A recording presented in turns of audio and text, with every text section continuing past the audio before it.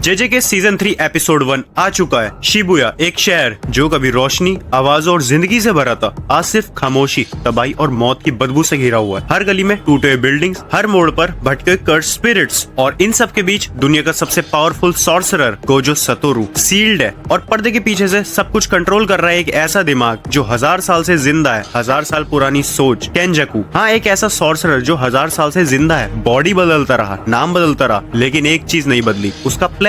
ये कोई world domination plan नहीं है, ये ना बदला है ना नफरत, ये है एक एक्सपेरिमेंट। केंजाकू का मानना है इंसान और कर्स एनर्जी अपनी फाइनल फॉर्म तक नहीं पहुंचे, और अगर ह्यूमैनिटी को फोर्स करके इवॉल्व किया जाए, अगर सब लोगों की सोल्स को टेंजन के सिस्टम से जोड़ दिया जाए, तो क्या पैदा होगा? एक नई स्पीशीज, एक शेयर्ड कॉन्शियसनेस, या एक डिजास्टर? सच तो ये है, केंजाकू खुद भी नहीं जानता, वो सिर्फ रिजल्ट देखना चाहता है। और शिबुया की ये तबाही, ये सब सिर्फ उस एक्सपेरिमेंट का एक पहला स्टेप था। इस तबाही के बीच एक लड़का खड़ा है, अकेले, नाम UG इतादोरी, the main character of JJ. ना रेस्ट, ना डर, ना पीछे मुड़ने का ऑप्शन, बस एक ही काम। जितने मॉन्स्टर सामने आते जा रहे हैं, यूजी उन्हें एक के बाद एक खत्म करता जा रहा है। हर पंच में गुस्सा है, हर किक में गिल्ट है। ये सब मेरी वजह से हुआ, सुकूना मेरी बॉडी में है, तो इन सबको खत्म करना भी मेरी जिम्मेदारी है। एंड यूजी एक बिल्डिंग में होता है, एंड वहाँ वो सारे मॉन्स्टर्स खत्म कर रहा होता है। देन जैसे ही वो उस बिल्डिंग से कूदता है, एक शिकिगामी, हाँ सही सुना, एक शिकिगामी अपीयर होता है, एंड वो यूजी को पकड़ लेता है और वहाँ से गिर जाता है। यूजी इतादोरी को अपने हाथ में पकड़ के, it means Yuji Itadori just shikigami के नीचे है, एंड शिकिगामी गिर जाता है और सब तहस नहस। उसके बाद दिखाते हैं यूजी इतादोरी को कि वो किसी की तलवार हाथ में पकड़े हुए है, यानी कि वो तलवार को रोक रहा होता है। अगर वो ना रोकता तो वो तलवार उसके दिल के आर पार चली जाती। एंड तब एंट्री होती है युटा ओकोत्सुकी। देन सीन शिफ्ट होता है जेनिन क्लैन में। यहाँ पे एंट्री होती है नाओया की एंड माई एंड माकी की मदर की। देन नाओया उनकी मदर से पूछता है कि माकी और माई की तबीयत कैसी है, लाइक जेलसी में, एक एटीट्यूड में, क्योंकि वो दोनों किसी काम की नहीं थी जेनिन क्लैन में। कॉज माकी पे कर्स एनर्जी नहीं थी एंड माई वीक थी। देन मदर नाओया को कहती है कि आपको क्लैन हेड की फिक्र करनी चाहिए, क्योंकि नाओया के फादर यानी कि नाओबितो जेनिन मौत की कगार पे हैं। सीजन 2 के एंड में नाओबितो वही है जिनका हाथ कटा था, सो वो घायल है एंड मौत की कगार पे हैं। माकी एंड माई की मदर एंड नाओया उसी रूम में जा रहे होते हैं जहाँ पे पूरी फैमिली होती है जेनिन क्लैन की, यानी कि सारे एल्डर्स। नाओया चलते हुए बोलता है कि माकी तो वैसे भी किसी काम की नहीं थी, क्योंकि उस पे कर्स एनर्जी नहीं थी, एंड माई वो वीक थी, जो कि मैंने अभी तुम्हें बताया कि उन लोगों की जेनिन क्लैन में कोई रिस्पेक्ट नहीं थी। देन नाओया एंड माई माकी की मदर रूम में एंटर करते हैं, एंड ओगी यानी नाओबितो के भाई, वो नाओया को कहते हैं कि तुम लेट हो, तुम्हें नहीं पता कि यहाँ तुम्हारे पापा की हालत कैसी है और तुम इतनी लेट आ रहे हो। देन नाओया कहता है इससे क्या फर्क पड़ता है, उनकी मौत में रोक तो नहीं सकता, मेरे यहाँ होने या ना होने से कोई फर्क नहीं पड़ता, बाकी अगला क्लैन हेड जेनिन क्लैन का तो मैं ही बनूंगा। देन वो अंदर आते हुए कहता है ओगी को कि आप पापा के छोटे भाई हो के भी अनाड़ी रह गए, यानी कि आप पे इतने स्किल्स नहीं है, और आपकी बेटी वो तो और ही महान, यानी कि माकी एंड माई, जिनकी कोई रिस्पेक्ट नहीं है। इस वजह से ओगी की भी रिस्पेक्ट नहीं करी जाती इस क्लैन में। एंड बात रही मेरे दो भाइयों की, यानी नाओया के दो भाई की, उन्हें भी कुछ नहीं आता, वो भी कुछ खास नहीं है। और वो जिंची को देख के बोलता है कि तुम्हारी तो शक्ल ही बेकार है, शायद तुम तोजी पे गए होते तो हम तुम्हारा कुछ सोचते कि अगला क्लैन लीडर किसे बनाना है। एंड उसी वक्त ओगी नाओया की गर्दन पे तलवार रख देता है। तब नाओया बोलता है पापा की हालत सीरियस है, पता है मुझे, अब क्या जान ले लोगे मेरी? एंड जिनिची दीवार में गड्ढा कर देता है घूसा मार के। तब एंट्री होती है 3 फुट के बंदे की, मे बी ये इनका लॉयर है या डॉक्टर, आई थिंक लॉयर ही लग रहा है, क्योंकि ये अपने साथ लाया था नाओबितो जेनिन की वसीयत, जिसमें सब लिखा था कि नाओबितो यानी क्लैन लीडर के बनने के बाद अगला क्लैन हेड किसे बनाया जाएगा और पावर्स किस पे होंगी। देन वो 3 फुट का आदमी बैठता है एंड बोलता है अगर किसी को एतराज ना हो तो मैं ये वसीयत पढ़ने जा रहा हूँ। और नाओबितो सर ने कहा था अपने मरने से पहले, ये वसीयत तभी पढ़ना जब ये तीनों प्रेजेंट हो, यानी कि Naoya Zenin, Ogi Zenin and Jinichi Zenin. अब यहाँ वसीयत पढ़ी जा रही है, और पहली शर्त ये है कि नाओबितो जेनिन के मरने के बाद अगला 27वां जेनिन क्लैन का लीडर नाओया जेनिन को बनाया जाएगा। दूसरी शर्त में ये लिखा था कि नाओबितो जेनिन के मरने के बाद सारी जायदाद और शापित शक्तियां जो कि गुप्त तहखानों में कैद है, उन सब पे नाओया क्लैन का हक होगा। हक तो नाओया क्लैन का होगा, लेकिन उन चीजों को यानी शापित शक्तियां और उसकी जायदाद को यूज करने के लिए तुम्हें ओगी जेनिन और जिनिची जेनिन की लिखित में परमिशन चाहिए होगी, यानी जब वो लोग ग्रांट करेंगे कि यहाँ यूज कर लो लिखित में, तभी वो चीजें यूज हो पाएंगी, लेकिन हक उनपे नाओया क्लैन का ही रहेगा। देन नाओया के लिए एक रिस्ट्रिक्शन थी कि अगर जायदाद और शापित शक्तियों पे मेरा हक है तो मैं इन लोगों से परमिशन क्यों लूज चीज की, लेकिन फिर भी वो इन इमोशंस को कंट्रोल करके कहता है चलो ठीक है, बट उसके एक्सप्रेशंस एकदम गुस्से वाले होते हैं। एंड थर्ड शर्त बहुत इंपॉर्टेंट है, ये ध्यान से सुनना, कि अगर गोजो सातोरू मर जाता है या अपनी सूझबूझ खो देता है, मेगुमी फुशिगुरो को जेनिन क्लैन में वापसी लाया जाएगा एंड वो अगला हेड होगा, यानी नाओया मेगुमी फुशिगुरो के जिंदा रहते हुए क्लैन हेड नहीं बन सकता, और सब जायदाद और सब शापित शक्तियां मेगुमी फुशिगुरो के अंडर आ जाएगी। एंड यहाँ पे नाओया का रिएक्शन देखने वाला होता है, क्योंकि वो अगला क्लैन हेड बनने के लिए बहुत ही ज्यादा एक्साइटेड था, not in curious way, just jealousy कि हाँ अगला क्लैन हेड मैं ही बनूंगा, एक एटीट्यूड एटीट्यूड था उसमें, लेकिन जब उसने थर्ड शर्त सुनी उसके अंदर जेलसी हो गई कि मेगमी फुशिगुरो को मैं मार के रहूंगा। देन तीसरी शर्त सुनने के बाद नाओया जेनिन रूम को लीव कर देता है और बोलता है इन दो भाइयों से तो कुछ नहीं होगा, यानी कि जिनिची एंड ओगी, क्योंकि नाओया को ऐसा लगता है कि सब लोग उससे चिढ़ते हैं, यानी कि ओगी और जिनिची उससे चिढ़ते हैं, सो ये लोग मेगमी को नहीं मारेंगे, उसे अगला क्लैन हेड बनने देंगे। लेकिन यहाँ पे नाओया बोलता है माकी एंड माई की मदर को आजकल ये मेगमी कर क्या रहा है और ये कहाँ पे है। तब माकी की मदर बताती है कि वो शिबुया में है, मेगमी फुशिगुरो को यूजी को ढूंढने के मिशन पे भेजा हुआ था शिबुया में। देन नाओया पूछता है कि ये यूजी कौन है। तब माकी की मदर बताती है कि यूजी इतादोरी सुकुनो का वेसल है। तब नाओया बोलता है कि यूजी इतादोरी को मेगमी फुशिगुरो ढूंढने निकला है, सो इट मींस अगर मैं सुकुनो के वेसल को मारूंगा यानी यूजी इतादोरी को मैं मारूंगा तो अपने आप मेगमी मेरे सामने आ जाएगा एंड मैं उसे भी खत्म कर दूंगा। एंड जेलसी में वो निकलते वक्त वो यही बोलता है कि जेनिन क्लैन का अगला वारिस मैं ही हूँ, सो अगला क्लैन हेड मैं ही बनूंगा, मेगमी को जिंदा नहीं रहने दूंगा। देन ये सीन शिफ्ट होता है शिबुया में, जहाँ पे यूजी इतादोरी अपने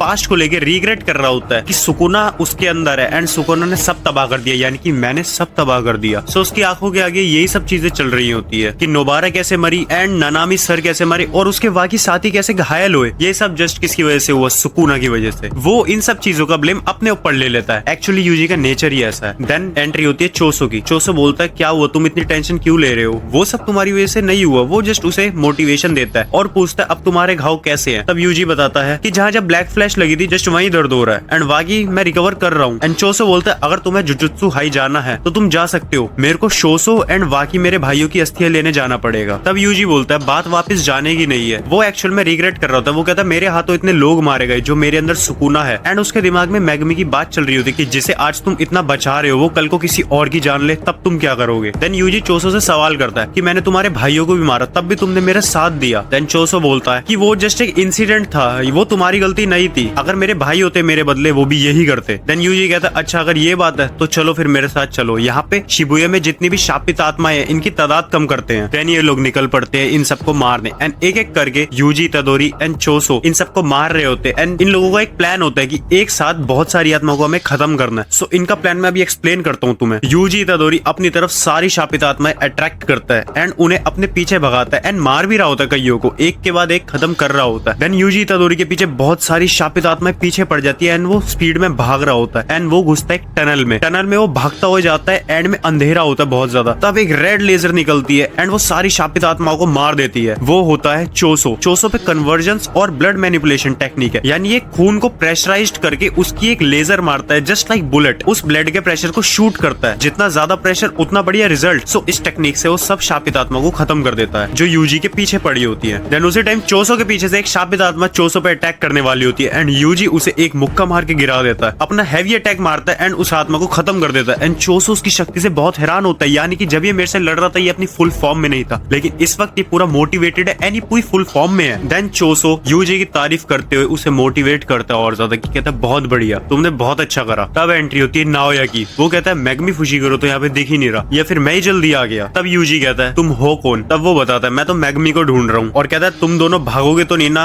यूजी कहता है मैं भागूंगा क्यों। तब नाओया बताता है कि तुमको मौत की सजा सुनाई गई है इस वजह से, और अब तो गोजो का हाथ भी नहीं है तुम्हारे सर पे क्योंकि वो सील हो चुका है। देन उसके बाद यूजी कहता है तुम्हारा मेगमी से क्या काम है, तुम उसे ढूंढ क्यों रहे हो। नाओया बताता है अगर वो मरने से पहले मेरी वसीयत में 2 शब्द लिख दे तो बहुत बढ़िया होगा, और तुमने अगर हमारे बीच में टांग अड़ाई तो तुम्हारी मैं टांगे तोड़ दूंगा। देन उसी वक्त नाओया यूजी के पीछे आ जाता है एंड उस पे अटैक कर देता है। तब चोसो यूजी की हेल्प करते हुए आता है, लेकिन नाओया उससे भी बच जाता है। एक्चुअली नाओया पे 20 FPS टेक्निक है जो कि उसके फादर पे भी थी 9 बितों पे। देन नाओया चोसो को भी मारता है एंड उसके बाद दोनों इससे पीछे हट जाते हैं। देन आपस में डिस्कस करते हैं कि ये बहुत फास्ट है लेकिन कुछ तो गड़बड़ है। तब नाओया कहता है कि तुम दोनों को तो मैं हल्का समझ रहा था लेकिन तुम तो मेरी उम्मीद से बेहतर हो। एंड इधर चोसो सोचता है कि इस पे कोई तो खास टेक्निक है जिसका हम पता नहीं लगा पा रहे। देन नाओया अपने मन ही मन में सोचता है कि इन दोनों के लिए मेरे को अपनी स्पीड और बढ़ानी पड़ेगी एंड तभी तीनों को एक अलग एनर्जी का एहसास होता है। एंड तभी यूजी सोचता है गोजो सर, फिर वो बोलता है नहीं ये एहसास उससे भी डरावना है। तब एंट्री होती है यूटा ओकोत्सु की एंड यूटा ओकोत्सु सोचता है कि यूजी तो यहाँ पे अकेला नहीं है, इसके साथ तो 2 और बंदे, बट एक्चुअल में उसे नहीं पता एक यूजी का भाई है एक यूजी का एनिमी है। यूटा ओकोत्सु बोलता है कि वैसे तुम दोनों यूजी के कौन हो। देन चोसो सोचता है कि यानी कि इसे यूजी को मारने भेजा है। तब नाओया बोलता है कि अरे रुको भाई मैं तुम्हारी साइड हूँ, एक्चुअली मैं भी मेगमी को मारने आया हूँ और तुम यूटा ओकोत्सु हो ना। तब यूजी को याद आता है कि उसे मेगमी फुशिगुरो ने बताया था कि यूटा ओकोत्सु 2nd ईयर वाला, उस पे भी स्पेशल टेक्निक्स है जैसे कि गोजो पे है। तब यूटा पूछता है कि आपकी तारीफ। तब नाओया बताता है मैं नाओया जेनिन हूँ, माकी का कजन, मेरे को भी तुम्हारी तरह यूजी को मारने भेजा है। तब चोसो यूजी से बात करता है एंड उसे धीरे से बोलता है कि हमें यहाँ से निकलना होगा, लेकिन ये दोनों तुम्हारे पीछे पड़े हैं, इट मींस तुम्हें भागना होगा। तब चोसो बोलता है कि नाओया रफ्तार में माहिर है, यानी कि मैं इसे यहाँ संभालता हूँ, तुम भागो, क्योंकि हम दोनों एक साथ भागेंगे तो हमारा बचना नामुमकिन है। एंड दूसरी साइड नाओया बोल रहा होता है कि मैं तुम्हारे बीच में नहीं आऊंगा, लेकिन बदले में मैं तुमसे एक चीज मांगता हूँ कि तुम यूजी को मारने के बाद इसकी खबर ऊपर के लोगों पे थोड़ी देर से पहुंचा सकते हो, क्योंकि मेरे को इसके नाम से एक चारा बनाना है मैगमी के लिए, क्योंकि अगर यूजी मर जाएगा और खबर फैल जाएगी तो मैगमी कभी आएगा ही नहीं चारा बन के। सो नाओया को यूजी को चारा बनाना था मैगमी के लिए, ताकि वो मैगमी को मार पाए। तब चोसो बोलता है कि वो लड़का यानी कि यूटा, इसकी पावर गोजो सातोरू जैसी है और ये दोनों तुम्हारे पीछे पड़े हैं, सो इन्हें मैं यहाँ पे संभालता हूँ और तुम भागो, लेकिन ये दोनों तुम्हारे पीछे पड़े हैं। वैसे यूटा नाओया से बोलता है, क्योंकि नाओया जब अपनी शर्तें बताता है कि ऊपर देर तक पहुंचानी है खबर, तभी यूटा बोलता है कि ठीक है फिर एक को आप संभालो, एक को मैं संभालता हूँ। और वैसे ही यूजी भागने लगता है एंड यूटा उसका पीछा करता है, लेकिन चोसो अपनी ब्लड मैनिपुलेशन टेक्निक से यूटा पे हमला करता है, लेकिन यूटा बच के उसका पीछा करने लग जाता है। और यहाँ पे नाओया बोलता है कि तुम्हारे पे तो ब्लड मैनिपुलेशन टेक्निक है ना, लेकिन क्या फर्क पड़ता है, इसमें ब्लड पियर्सिंग करनी पड़ती है और कन्वर्जेंस चाहिए, उसके लिए चाहिए होता है टाइम, क्योंकि ब्लड को प्रेशराइज करने के लिए थोड़ा टाइम चाहिए होता है। And as you know Naoya की स्पीड बहुत तेज है, तो वो कहता है यानी तुम मेरे हाथों ही मरोगे यहाँ पे। देन सीन शिफ्ट होता है इंट्रो पे, जहाँ पे यूजी के ऊपर शिकिगामी गिरता है एंड वो सीन की कंटिन्यूएशन यहाँ पे होगी। तब वो शिकिगामी उठता है, सो बिल्डिंग तहस नहस हो रखी होती है एंड बिल्डिंग के नीचे दबा होता है यूजी एंड यूटा।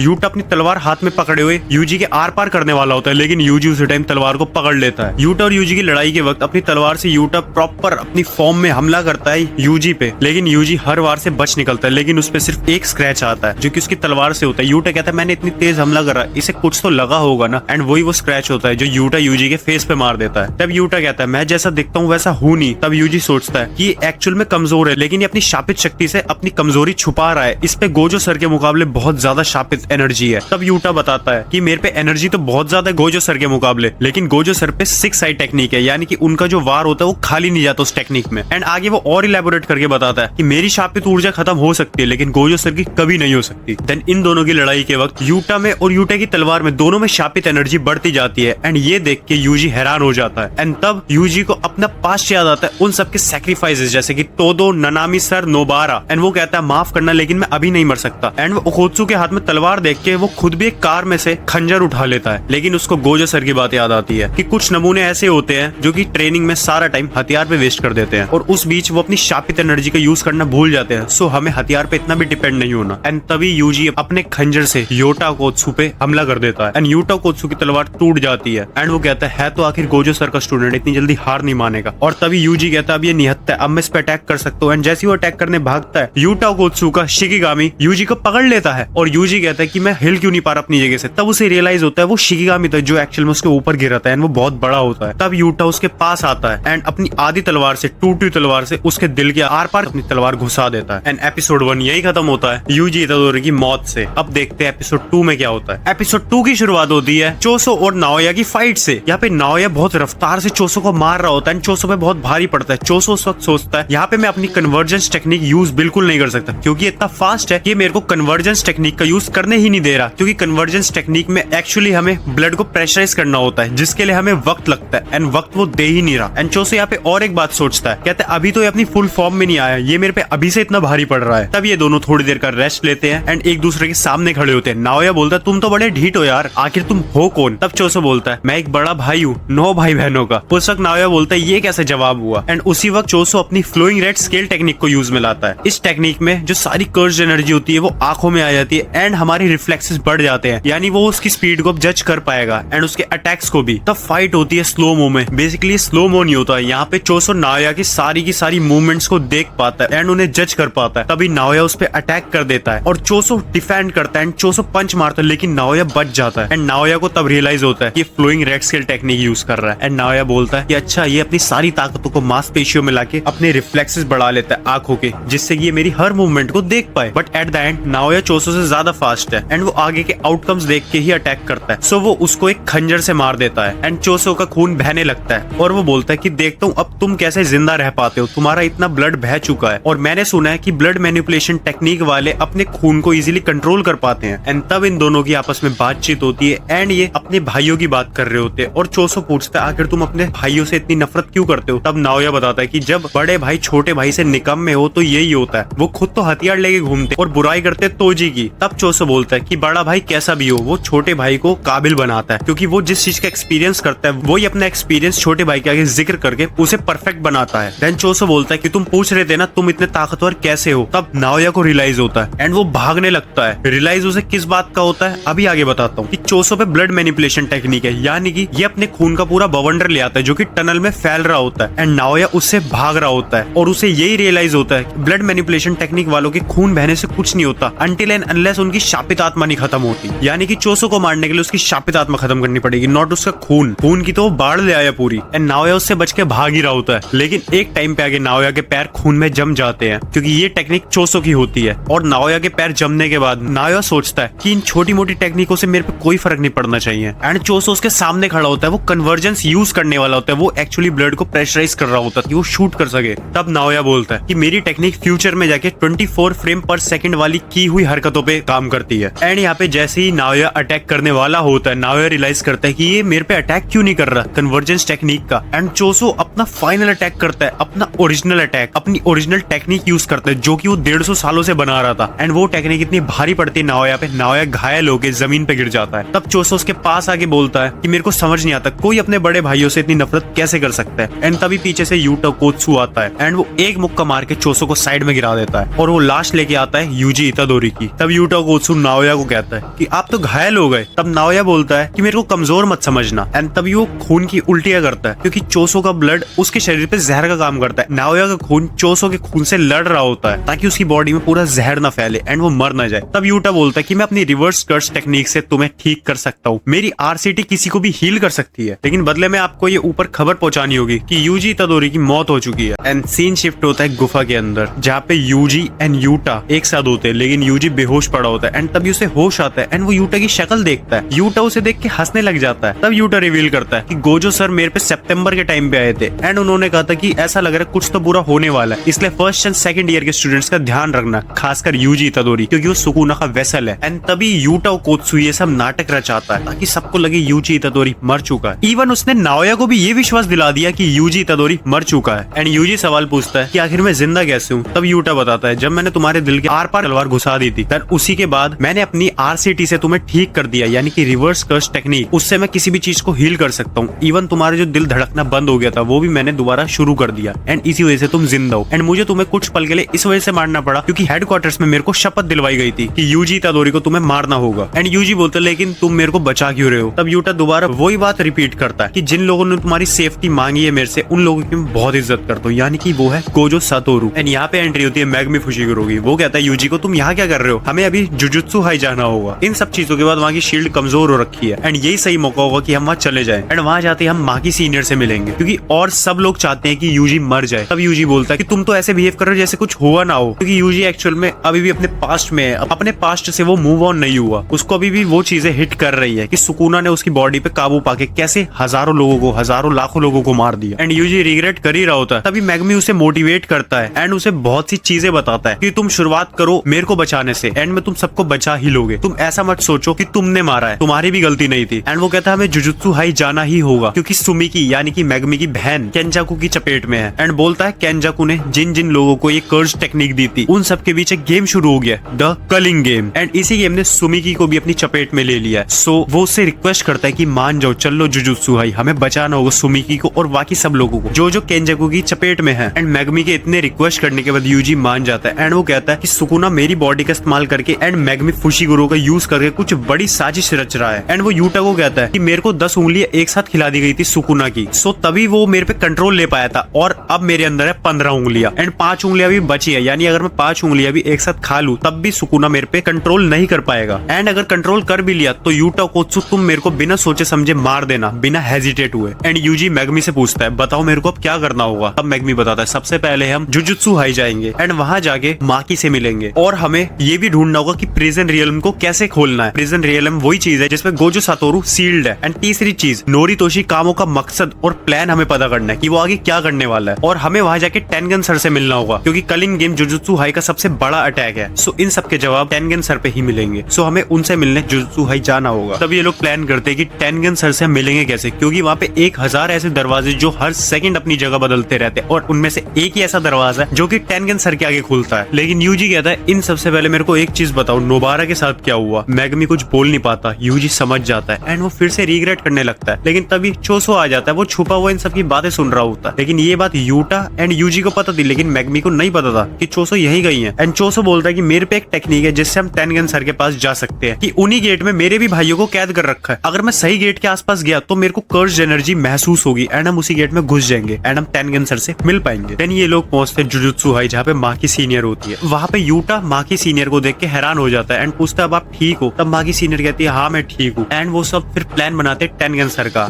एंड वो कहते हैं कि तुम्हारे पे कोई आइडिया है? तब चोसो बोलता है हाँ मेरे पे एक आइडिया है, सुनो। जिस गेट में टेनगन सर है वहाँ से डूम ऑफ द स्टार का रास्ता भी है। डूम ऑफ द स्टार वहीं से पड़ता है। सो उधर मेरे सारे भाइयों को और वहाँ सारे शापित वेपन्स रख रखे हैं। सो अगर मैं उस गेट के आसपास जाऊंगा तो मेरे को एक कर्ज एनर्जी महसूस होगी एंड हम इस तरह टेनगन सर के पास पहुंच जाएंगे। एंड ये लोग अपने प्लान पे काम करते हुए जाते हैं टेनगन सर पे। चोसो अपनी शक्तियों से अपने भाइयों की कर्ज एनर्जी को महसूस करता है एंड बताता है ये रास्ता है। तब ये लोग एंटर करते हैं टेनगन सर के रूम में एंड पूरा रूम व्हाइट होता है, वहाँ कुछ नहीं दिख रहा होता। देन यूकी सुकुमो कहती है कि हमें लगा था गोजो के जाने के बाद टेनगन सर को हम इजीली ढूंढ पाएंगे, लेकिन मेरा अंदाजा गलत था। एंड ये लोग वापस जा रहे होते हैं। देन टेनगन पीछे से आ जाते हैं एंड वो इन सबको आवाज देते हैं एंड यहीं पे एपिसोड 2 खत्म हो जाता है। एपिसोड 3 की शुरुआत में टेनगन वेलकम करते हैं सारे jujutsu sorcerers and death painting womb की, यानी कि चोसो। ये सब लोग पहुंचते हैं टेनगन के कमरे में जिसमें इन लोगों की हेल्प करी थी चोसो ने। एंड वहां जाते ही टेनगन सबसे पहले इन लोगों का वेलकम करता है। मेनली वो 4 बंदों का वेलकम करता है। वो लोग हैं पहला यूजी, दूसरा मैगमी, तीसरा चोसो एंड चौथा यूटा ओकोत्सु। एंड तभी देन यूकी सवाल करती है कि मेरे लिए कोई ग्रीटिंग नहीं दोगे? टेनगन वो सब टेनगन का रूप देख के हैरान हो जाते हैं एंड वो कंफ्यूज होते हैं कि इंसान है या शापित शक्ति ये क्या है, क्योंकि 500 सालों से वो बंदा इवॉल्व हो रहा है एंड उसको स्टार प्लाज्मा वेसल भी नहीं मिली। इस वजह से वो बंदा अपनी फाइनल फॉर्म में आता जा रहा है। एंड तब टेनगन बोलता है कि हमारी कोई फर्स्ट मीटिंग नहीं है। तब यूकी सवाल करती है कि तुमने स्टार ऑफ द कॉरिडोर को बंद क्यों कर दिया? एंड टेनगन बताता है कि मुझे लगा तुम केंजाकू के साथ मिली हुई हो। एंड यूकी सवाल करती है केंजाकू क्वेश्चन मार्क। एंड टेंजन बताता है कि केंजाकू वही है जो एक टाइम पहले नोरितोशी कामो के नाम से जाना जाता था एंड उसने सिर्फ शरीर बदला अपना एंड वो शरीर बदल बदल के आज गेटो के रूप में है, यानी कि आज के टाइम पे वो गेटो की बॉडी में है। एंड तब यूजी सवाल करता है कि तुम ऐसे क्यों दिखते हो? टेंजन सीरियस बिहेवियर में बोलता है कि तुम भी 500 साल जी के देखो एक बार, तुम भी मेरी तरह दिखने लगोगे। एंड ऊपर से उस बंदे को स्टार प्लाज्मा वेसल भी नहीं मिली, इस वजह से उसकी हालत ऐसी है। उस पे एक स्पेशल एबिलिटी है कि वो इमॉर्टल है बट नॉट एजलेस, यानी कि जैसे जैसे टाइम बीतेगा उसकी एज बढ़ती जाएगी लेकिन वो मरेगा नहीं। एंड तभी वो अपनी बात का रिप्लाई करते हुए यूजी को बोलता है कि 12 साल पहले मैं स्टार प्लाज्मा वेसल से नहीं मिल पाया था एंड उस चीज ने मेरा ये हाल कर दिया कि मेरी एज बढ़ती गई एंड मैं अपनी सूझबूझ खोता गया एंड मैं अब ऐसा दिखता हूँ। अगर अभी भी मेरे को आगे जाके स्टार प्लाज्मा वेसल नहीं मिलेगा तो मेरे लिए और बड़ी मुसीबत बन जाएगी। एंड इसी के बाद मैगमी टेंजन को इंटरप्ट कर देता बीच में और यूटा सवाल पूछता है कि हम किस वजह से आए तुम्हारे पास, कि हमें शायद केंजाकू के बारे में तुम बता दो, उसके ऑब्जेक्टिव के बारे में बता दो कि उसके फ्यूचर प्लान्स क्या है, वो आगे और क्या करने वाला है तुम्हारे साथ मिलके। एक्चुअली टेंजन यहाँ पे मिला नहीं हुआ, उसको इन्वॉल्व करा जा रहा है केंजाकू के प्लान के अकॉर्डिंग। एंड यूटा पूछता है कि दूसरी बात ये कि हम प्रिजन रियल्म को कैसे खोले एंड गोजो सतोरु को कैसे अनलॉक करें। तो यूटा बोलता है कि तुम इन सब के बारे में अगर कुछ जानते हो तो हमें तुम बता सकते हो। एंड टेंजन हाँ बोलता है बट वो कहता है एक कंडीशन पे मैं तुम्हें सब समझाऊंगा। यूटा ओकोत्सु, यूकी सुकुमो एंड चोसो, तुम 3 में से कोई 2 बंदे मेरे पास रहोगे एंड मेरे को गार्ड करोगे। देन यूटा बोलता है लेकिन तुम तो इमॉर्टल हो ना,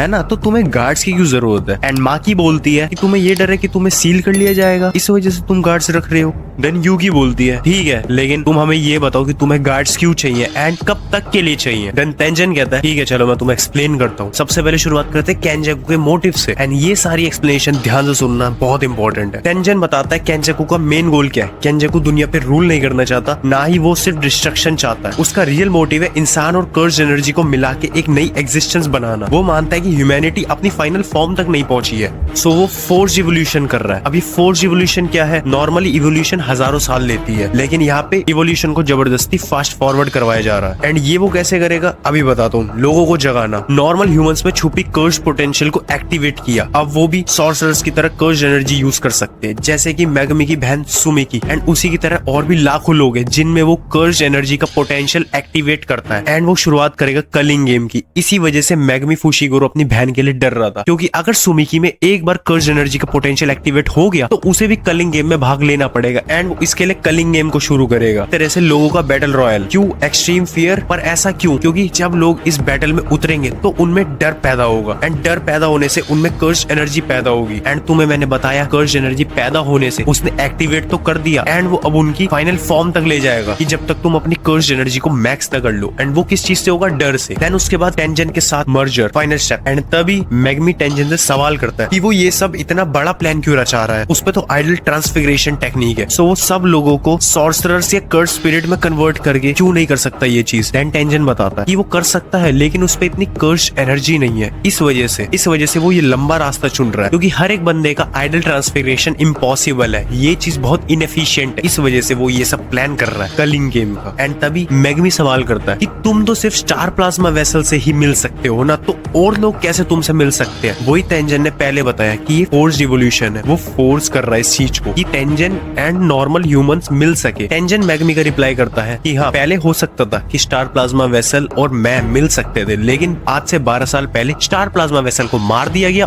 और 12 साल से मैं जस्ट इवॉल्व कर रहा हूँ। ये चीज पहले इम्पॉसिबल थी कि मैं नॉर्मल ह्यूमन से मिल पाऊँ, कि मैं नॉर्मल ह्यूमन से एसिमिलेट कर पाऊँ, लेकिन अभी ये चीज इम्पॉसिबल नहीं है। एंड उसी चीज का फायदा उठा रहा है केंजाकू। देन चोसो पूछता है तुम तो सिर्फ एक ही एग्जिस्टेंस हो, फिर कैसे तुम मल्टीपल ह्यूमंस के साथ मर्ज हो सकते हो। देन टेंगन चोसो को समझाता है कि टेंजन को यूज करा जाएगा as a network core, and जो जापान के बैरियर्स है वो कनेक्शन लाइंस की तरह यूज करे जाएंगे, एंड ह्यूमंस को नोड्स की तरह। सो ह्यूमंस टेंजन के अंदर फिजिकली नहीं घुसेंगे, उनकी सोल्स बैरियर सिस्टम के थ्रू कनेक्ट होगी। एंड टेंजन बताता है जो ह्यूमंस मेरे साथ मर्ज करेंगे वो सॉर्सरर्स से भी ज्यादा पावरफुल होंगे, तो ये एग्जिस्टेंस की एक नई फॉर्म होगी जो कि केंजाकू देखना चाहता है इस एक्सपेरिमेंट के बाद। एंड टेंगन ने बताया कि ऐसा क्यों होता है, क्योंकि टेंगन प्रोसेस करता है बैरियर टेक्निक्स, एंड वो फॉर्म को मेंटेन रखता है क्योंकि उस पे हाई लेवल बैरियर टेक्निक्स है, एंड वो स्टेबल है और वो उसका माइंड अभी भी कंट्रोल में है, एंड वो ऐसी सिचुएशन में भी 500 साल से ज्यादा का होके भी वो सिस्टम को इजीली मैनेज कर सकता है। वो एक इवॉल्व्ड बीइंग है, लेकिन अभी तक तो उसकी कॉन्शियसनेस स्टेबल है, लेकिन अगर ह्यूमैनिटी इवॉल्व कर गई, यानी अगर केंजाकू का प्लान सक्सेसफुल हो गया और सब ह्यूमंस टेंजन के सिस्टम को मर्ज हो गए, तो सिस्टम चेंज हो जाएगी। और अगर बहुत सारे लोग एक सिस्टम से कनेक्ट हो गए और उनमें से एक भी माइंड अनस्टेबल हुआ, तो पूरा वर्ल्ड एंड कर जाएगा। एंड आखिरी लाइन टेंजन की कि पूरा वर्ल्ड खत्म हो जाएगा, क्योंकि वो 500 सालों से इवॉल्व कर रहा है और उसे स्टार प्लाज्मा वेसल भी नहीं मिली है। कर्स स्पिरिट मैनिपुलेशन में केंजाकू टेंजन को कर्स स्पिरिट जैसे ट्रीट करके मैनिपुलेट कर सकता है, यानी कि अपनी बात मनवा सकता है। देन यूटाओ कोत्सु टेंजन से पूछता है अच्छा तो इसी वजह से तुम्हें गार्ड्स चाहिए थे। देन टेंजन बोलता है हाँ, क्योंकि बैरियर टेक्निक्स में मैं फर्स्ट नंबर पे आता हूँ एंड केंजाकू बैरियर टेक्निक्स में सेकंड नंबर पे आता है, सो मेरे को डर है वो इस जगह को हैक न कर ले एंड वो यहाँ पे पहुंच न जाए। उसके बाद यूकी सुकुमो टेंजन से सवाल करती है और कहती है कि नोरितोशी कामो जो केंजाकू है 1000 साल से केंजाकू जिंदा है एंड वो बस बॉडीज चेंज कर रहा है, सो वो अब तक ये चीज क्यों नहीं कर पाया। देन टेंजन उसे एक्सप्लेन करता है केंजाकू इतने सालों से बॉडी चेंज क्यों करता रहा, क्योंकि वो हर एरा में जुजुत्सु सिस्टम को ऑब्जर्व करता था, एंड केंजाकू को पता है कि जब भी टेंजन को स्टार प्लाज्मा वेसल मिलता है और 6 आई यूजर एग्जिस्ट करता है, उसका प्लान फेल हो जाता है। सो इन दोनों चीजों को 1000 साल से ऑब्जर्व करता था, एंड इसी वजह से उसने 2 बार 6 आई यूजर्स को हराया, पर हर बार कोई नया 6 आई यूजर जन्म ले लेता था, जैसे कि गोजो सातोरू एग्जांपल दे रहा हूं 6 आई यूजर का। एंड स्टार प्लाज्मा वेसल से टेंजन फिर रीसेट हो जाता था। बट 12 साल पहले बहुत अनएक्सपेक्टेड चीज हुई, तोजी फुशिगुरो ने स्टार प्लाज्मा वेसल को मार दिया। सो टेंजन का मर्जर फेल हो गया, इवोल्यूशन आउट ऑफ कंट्रोल हो गया। सो ये केंजाकू के लिए गोल्डन चांस था। इतने साल के इवोल्यूशन के कारण बैरियर्स वीक हो रहे हैं, कर्सेस ज्यादा स्ट्रॉन्ग होते हैं, एंड इवन उसने गोजो सातोरू को सील कर रखा है, सो प्रोटेक्शन भी अब कम है। एंड केंजाकू ने सिस्टम को मैनिपुलेट करना स्टार्ट कर दिया और कलिंग गेम जैसे रिचुअल्स प्रिपेयर किए। तब मैगमी पूछता है ये कलिंग गेम क्या है, एंड टेंजन बताता है कि एक रिचुअल है एसिमिलेशन से पहले का, यानी कि जब ह्यूमंस एंड टेंजन को मर्ज करेंगे सो ये कलिंग गेम उससे पहले की जाएगी, एक तरीके से ritual. Then Tengen culling game को एक्सप्लेन करा, ये सब केंजाकू के हाथ में बंधा है, इसका मतलब केंजाकू ने अपने आप को भी बाइंडिंग वॉव सिस्टम में बांध दिया है। वो सिर्फ गेम का ऑर्गेनाइजर नहीं, वो खुद भी सिस्टम का हिस्सा है। गेम एक बार स्टार्ट हो गया तो रूल सब पर लागू होते हैं, केंजाकू पर भी। एंड कलिंग गेम केंजाकू के लिए खतरनाक नहीं है, प्लेयर्स के लिए, नॉर्मल लोगों के लिए, क्योंकि कॉलोनीज के बीच बैरियर्स और कर्स एनर्जी फ्लो लोगों की लाइफ डिस्टर्ब कर रहा है। एंड सबसे इंपॉर्टेंट लाइन, केंजाकू को मारने से गेम खत्म नहीं होगा। केंजाकू ने गेम को इसी तरह डिजाइन करा है कि उसकी डेथ से सिस्टम बंद ना हो, एंड गेम्स के रूल के हिसाब से कलिंग गेम तब तक चलेगा जब तक सारे प्लेयर्स मर ना जाए या फिर प्लेयर्स फाइट करने से मना करके सिस्टम पनिशमेंट से न मर जाए। एंड केंजाकू ने एक एक्स्ट्रा रूल डाला है कि गेम को बीच में एंड नहीं किया जा सकता। सो इस चीज का सबसे बड़ा मतलब यही निकलता है केंजाकू ने गेम को एक ऑटोमेटिक कर्ज एनर्जी जनरेटर बना दिया है। अब वो भी मर जाए तो गेम बंद नहीं होगी, फिर भी गेम चालू रहेगी एंड कर्ज एनर्जी जनरेट होती रहेगी। एंड तभी यूटाओ कोत्सु बोलता है इसका मतलब हम सबको कलिंग गेम में पार्ट लेना पड़ेगा। एंड रूल्स में ये था कि जो भी 100 पॉइंट्स कमा लेगा उस गेम में वो अपनी तरफ से एक रूल ऐड कर सकता है। इट मींस यूटाओ कोत्सु ने आइडिया देगी हम लोग कलिंग गेम में भाग लेंगे एंड 100 पॉइंट्स कलेक्ट करने के बाद हम एक ऐसा रूल अलाउ करेंगे जिससे कि नॉर्मल लोगों को एंड सुमिकी को हम गेम से बाहर निकाल पाए। देन मैगमी बोलता है कि हमें इन लोगों के लिए तो काम करना ही है एंड हमें गोजो सर को आजाद करने के लिए भी प्लान सोचना होगा, क्योंकि अगर वो बाहर आ गए तो वो ये सब अपने आप ही सुलटा लेंगे। देन टेंजन बोलता है लेकिन उससे पहले ये बताओ यहाँ पे तुम में से कौन रुकेगा। तब at a time Yuki, सुकुमो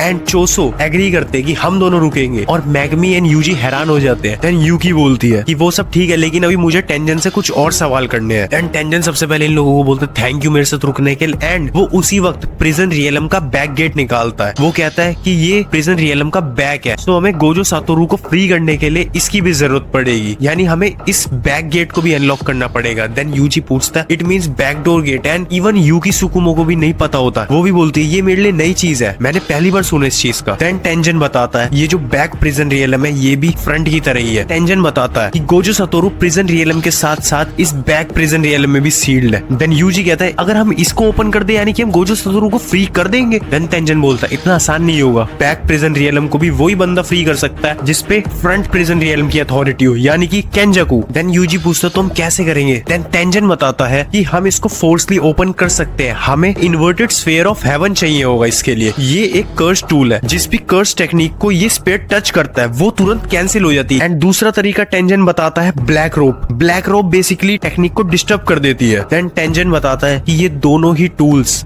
black rope and inverted sphere heaven, ये दोनों टूल्स ही गोजो सातोरू ने डिस्ट्रॉय कर दिए हैं। एंड उसी वक्त यूजी एंड मैगमी हैरान हो जाते हैं कि उनके दिमाग में चल क्या रहा था, वो अपने आप को समझते क्या है। देन यूटा बोलता है कि मैं ब्लैक रोप ढूंढने मिगेल के पास गया था लेकिन मेरे को वहां पे भी कुछ नहीं मिला। देन यूकी बोलती है इन सब के बाद भी एक और रास्ता बचता होगा ना। देन टेंजन कहता है हाँ। देन टेंजन थर्ड रास्ता बताता है कि हम प्रिजन रियल्म की बैग को कैसे ओपन करेंगे। वो बताता है एक ऐसी सॉर्सरर है 1000 साल पुरानी जो अपने आप को एंजल कहती है, एंड इवन वो कलिंग गेम में भी पार्टिसिपेट कर रही है। उसपे ऐसी टेक्निक है जो किसी भी कर्ज एनर्जी को खत्म कर देती है, एंड उस एंजल का नाम है हाना कुरुसु। देन ये लोग पूछते हैं कि वो कहाँ मिलेगी। तब टेंजन बताता है कि वो टोक्यो में ही कहीं है, लेकिन मेरे को उसकी प्रॉपर इन्फॉर्मेशन नहीं पता क्योंकि बैरियर टेक्निक्स मेरे को वहां पे जाने से रोक रही है। एंड यही वो सॉर्सरर है जो हमारी हेल्प कर सकती है प्रिजन रियलम के बैग को खोलने में, ताकि हम गोजो सातोरू को फ्री कर सके। देन मैगमी बोलता है कि ये कलिंग गेम यानी कि ये रिचुअल कितने टाइम तक चलेगा। एंड टेंजन जवाब देता है कि जैसे इसके रूल्स है उस हिसाब से 2 महीने इनफ होंगे। देन कलिंग गेम का एक और रूल, हर किसी को 19 दिन के अंदर अंदर पार्टिसिपेट करना होगा, एंड उस हिसाब से इन लोगों पे 10 दिन 15 घंटे बचते हैं। 10 दिन 15 घंटे किस चीज के लिए बचते हैं? सुमिगी को रोकने के लिए, ताकि वो फोर्सफुली कलिंग गेम में हिस्सा ना ले सके।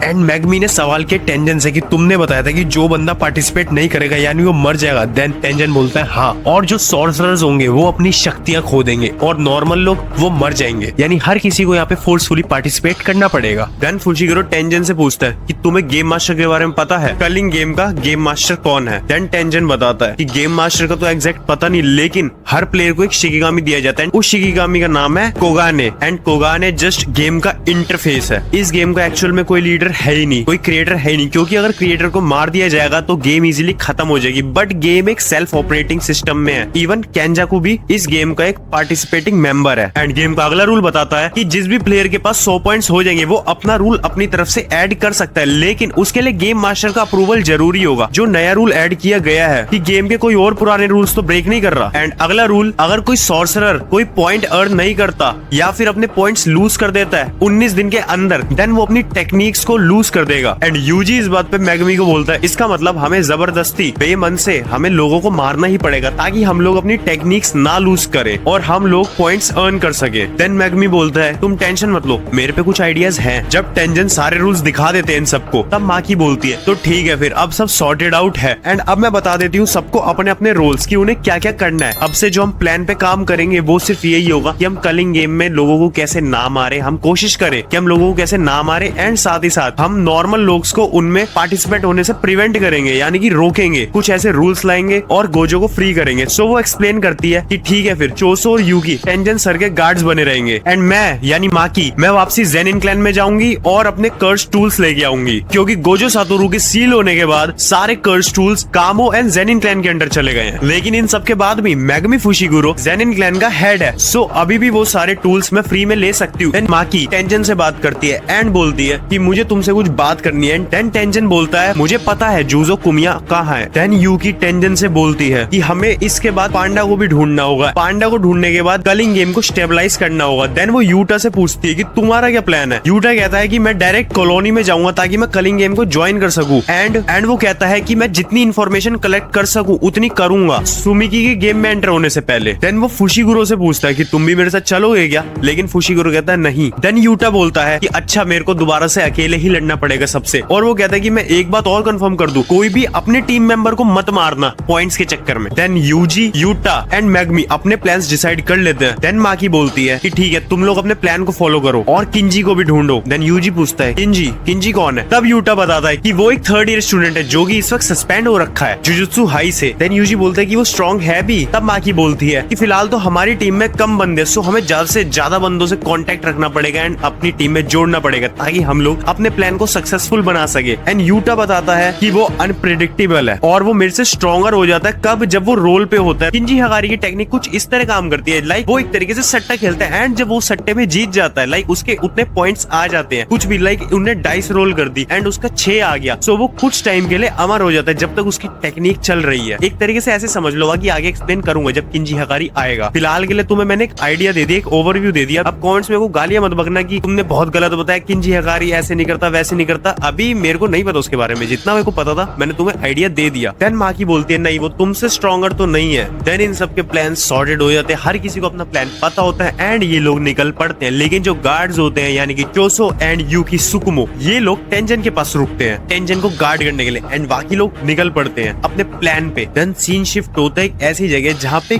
किसी चीज की एडवर्टाइजमेंट हो रही होती है एंड वहाँ पे तकाबा नाम का एक बंदा, वो बहुत बोरिंग होता है एंड वो लोगों को हंसा नहीं पाता। आई डोंट नो वो एक शो था या एडवर्टाइजमेंट थी, लेकिन वो लोगों को एंटरटेन नहीं कर पाता। तभी उसका बॉस उस पे चिल्लाता है कि तुम कितने साल के बताओ मेरे को। कहता 35। तुम्हें ये जॉब फिर बहुत पहले ही छोड़ देनी चाहिए थी क्योंकि तुम लोगों को एंटरटेन नहीं कर पा रहे। तुम्हें पता है कि तुमसे जो ज्यादा एज के बंदे होते हैं वो भी इवन लोगों को हंसाते हैं और तुम ये छोटा सा काम नहीं कर पा रहे। तुम बिल्कुल एंटरटेनिंग नहीं हो, तुम बहुत बोरिंग हो। देन एक बंदा वही बैठा होता है एंड वो भी एक बॉस टाइप पर्सनैलिटी होता है। सो वो कहता है कि तुम्हें और उस बॉस को दोनों को ही नहीं पता, जो बोरिंग बंदे भी होते हैं वो भी बहुत फेमस हो जाते हैं। देन वो कहता है यहाँ पे 2 टाइप के बंदे होते हैं, जो कि हमेशा के लिए पॉपुलर हो जाते हैं और जो हमेशा फनी रहते हैं, कि वो बिलीव करते हैं कि वो फनी है हमेशा के लिए। देन वो बंदा पूछता है कि तुम इनमें से कौन से हो एंड वो बंदा कंफ्यूज हो जाता है। वो जस्ट अपने आप में ही बातें कर रहा होता है, कहता है ये सिचुएशन 50-50 है बट इनके हिसाब से 70-30 है, मेरे हिसाब से 30-70 है एंड वो इसी चीज में रह जाता उलझा हुआ। एपिसोड 3 यही खत्म होता है। एपिसोड 4 की शुरुआत होती है जेनिन क्लैन में माकी की एंट्री से। वहाँ पे उसे मिलता है नाओया एंड नाओया उसकी बेइज्जती करता है कि इतना सुंदर चेहरा कैसे बिगड़ा और तुम यहाँ पे क्यों आई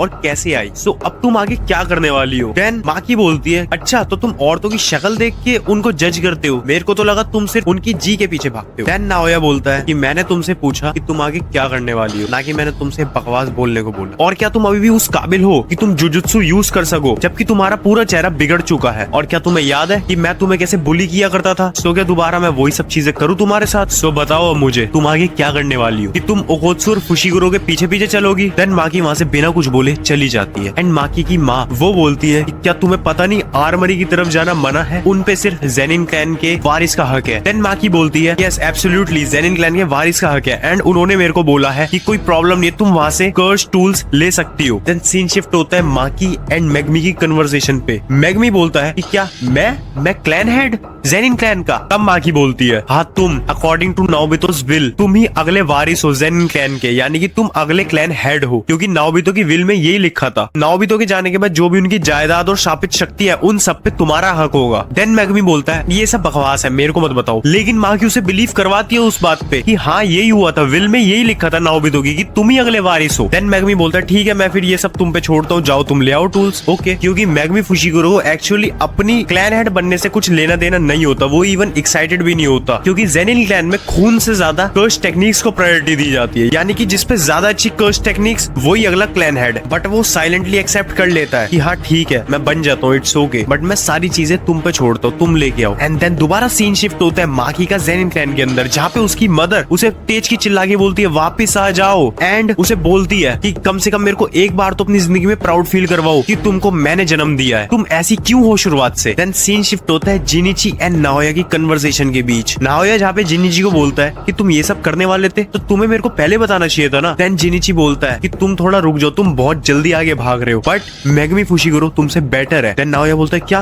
क्या बोला तुमने, वो मेरे से बेटर है। देन जिनिची बोलता है कि हाँ वो तुमसे थोड़ा बेटर है, एंड उसे लोग भी सपोर्ट कर रहे हैं कि वो अगला क्लैन हेड बने, क्योंकि गोजो क्लैन और जेनिन क्लैन के बीच में जो भी टाइज है उन्हें रिपेयर कर सके। सो लोग उसे सपोर्ट कर रहे हैं, लेकिन हम हर एसेट उसे नहीं दे सकते, कुछ चीजों पे हमारी परमिशन चाहिए ही होंगी ताकि कोई अगला बंदा यूज कर सके। एंड उसने और बात बोली कि उसका सिर्फ गोजो क्लैन से ही टाई नहीं है, उसका इवन कामो क्लैन से भी टाई है, यानी कि नोरितोशी कामो। और अगर हम उसे बिना रीजन के मार देंगे तो हमारी स्टैंडिंग नहीं होगी, यानी कि जेनिन क्लैन का अगला वारिस कौन होगा वो चीज निकालना मुश्किल हो जाएगी। देन जिनिची नाओया को बोलता है तुम अपने से ऊपर के लोगों की बिल्कुल नहीं सुनते, अगर तुम बड़े लोगों के मुताबिक काम करो तो हम अपना प्लान को सक्सेसफुल बना पाएंगे। देन जिनिची बोलता है जो स्टूडेंट्स गोजो को बचाना चाहते हैं हम उन्हें ही मार देंगे, यानी कि माकी, माई एंड फुशिगुरो। देन नाओया बोलता है कि अपनी ही बेटी को मारना सही होगा। देन जिनिची बोलता है हाँ ये सही रहेगा, क्योंकि ये चीज बड़े लोगों में हमारे प्रति ट्रस्ट जगाएगी। देन नाओया बोलता है तो फिर ओगी अंकल का क्या होगा, क्योंकि एक्चुअली ओगी की ही बेटियां हैं, माकी एंड माई। जिनिची बेसिकली अंकल है इनका। तो फिर जिनिची बोलता है ये एक्चुअली ओगी का ही प्लान है कि अपनी ही बेटियों को मार देगा वो। देन सीन शिफ्ट होता है जहाँ पे माकी कर्स टूल्स लेने पहुंचती है, वहाँ पे ऑलरेडी उसके फादर यानी कि ओगी जेनिन होते हैं, एंड वो बोलते हैं यहाँ पे कोई कर्स टूल नहीं है। और वहाँ पे जब वो नीचे देखते हैं नीचे माई पड़ी होती है अधमरी, एंड माई बोलते तुम यहाँ क्यों आई बेवकूफ। Then Oggy Zenin